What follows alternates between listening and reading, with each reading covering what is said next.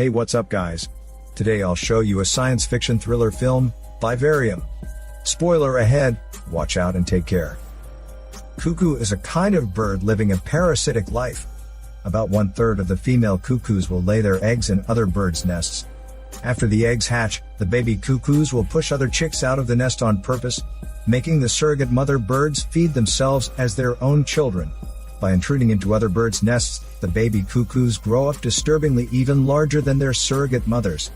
Similar stories also happen in human society. Gemma is a kindergarten teacher. One day, she sees a girl in the kindergarten crying for 2 dead little birds. Obviously, those are 2 chicks pushed out of their nest by baby cuckoos. Gemma comforts the girl that it's the law of nature. Her boyfriend Tom is a gardener working in the same kindergarten as Gemma. He helps bury the birds, trying to make his girlfriend happier in this way. The couple has a car, but both earn a low salary. The car is the only property they have. Under the pressure of Gemma's parents, the young couple decides to buy a house, preparing for their future life.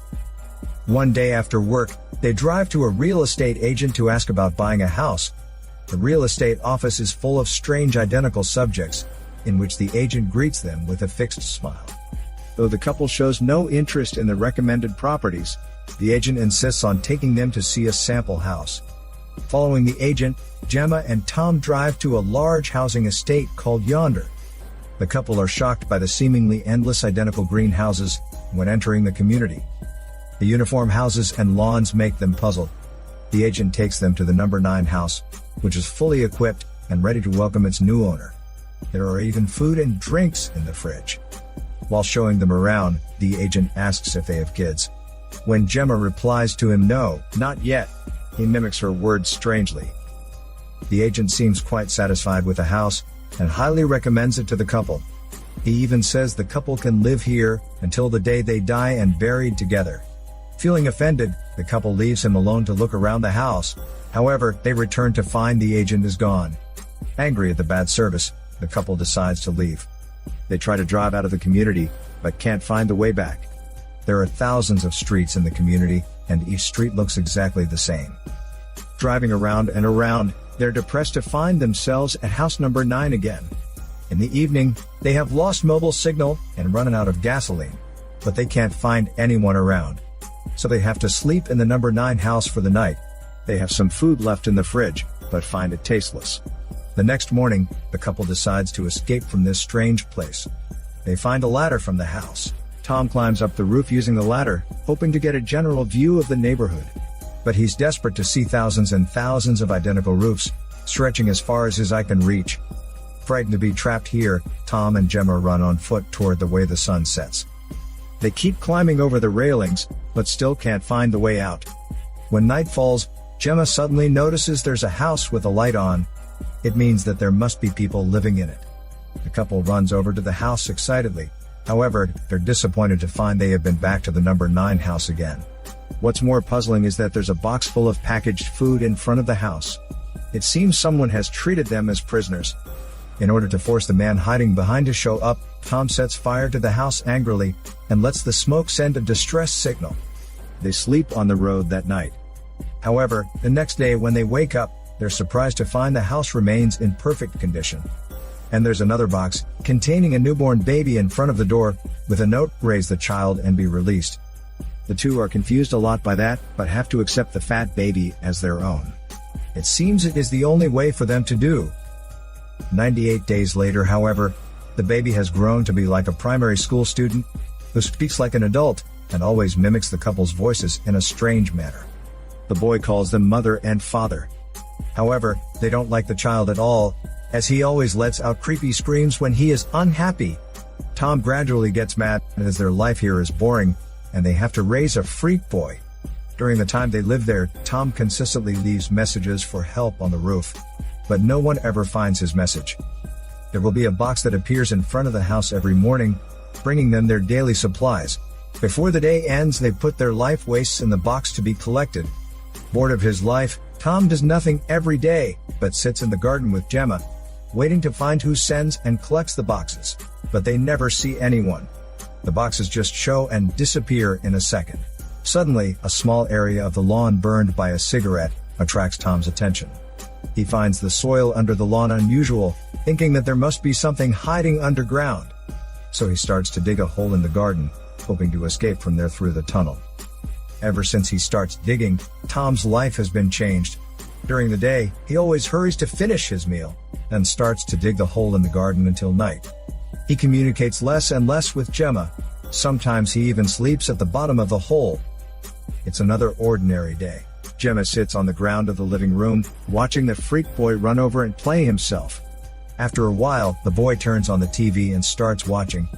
The television shows bizarre and fractal-like patterns, but the boy is totally absorbed in it. When it comes to the night, Gemma and Tom spend their rare free time sitting in the car together. Luckily, there is still some power left to turn on the car radio. Being away from their world for long, they're pleased to hear such beautiful music and can't help dancing to it. However, life in the house has become an unbearable torment to Tom, as the freak boy always bursts out screaming. One morning after breakfast, the freak emits a high-pitched scream again. Tom can't stand it anymore, so he locks the damned boy in the car, leaving him alone to starve.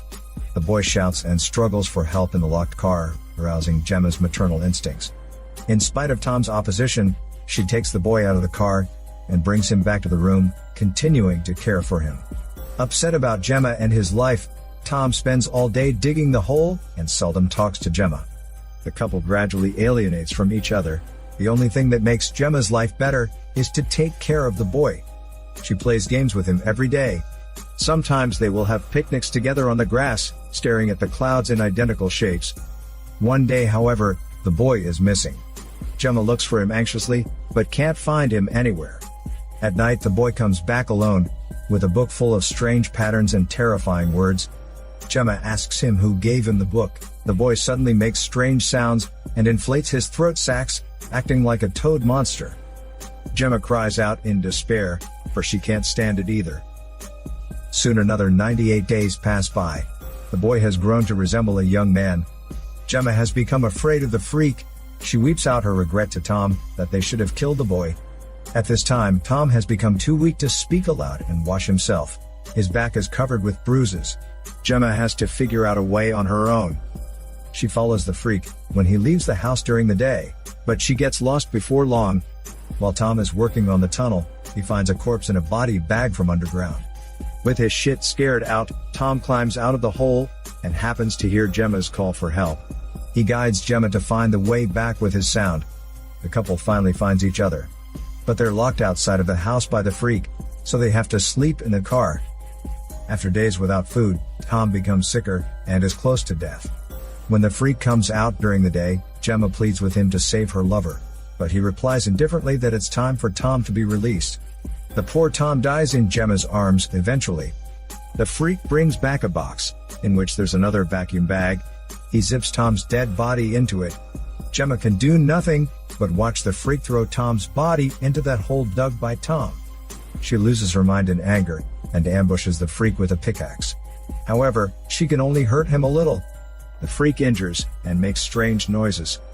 He opens the street as if throwing back a sheet and crawls into a maze underground. Gemma follows him into the maze. She is surprised by this underground world. It's like a colorful haunted house, where she sees others repeat a similar miserable life in a similar house with a similar freak boy. Gemma sees all of the familiar scenes as a fast-forward movie, ending with the death of those poor people like her. Gemma is so depressed to fall downstairs and finds herself back in the number 9 house again. Gemma finally realizes that they have been imprisoned since they entered this community. She has never felt so weak and hopeless. In desperation, she closes her eyes.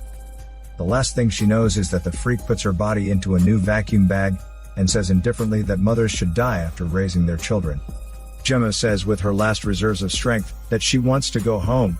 The freak, however, replies thrillingly that this is her home and resting place. After Gemma dies, the freak buries her with Tom and fills the hole. The hole then disappears in a moment, as if nothing has ever happened.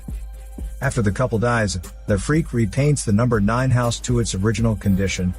He fills the couple's car with gas, then drives out of the community easily to the real estate office, where Tom and Gemma once went. The agent who met the couple lies in the chair, waiting for him. However, he seems very old and is about to die. The freak gets the agent's name tag to take over his responsibilities. He then moves the dying agent's body into a bag, folds it up, and puts it into a drawer. Finishing all this, the freak sits down behind the table. Now he has become the new agent waiting for his clients. At this moment, the doorbell rings. As another couple walks into the office, the new agent stands to welcome them. It seems that another story has begun. This is Daniel CC Movie Channel. Peace out.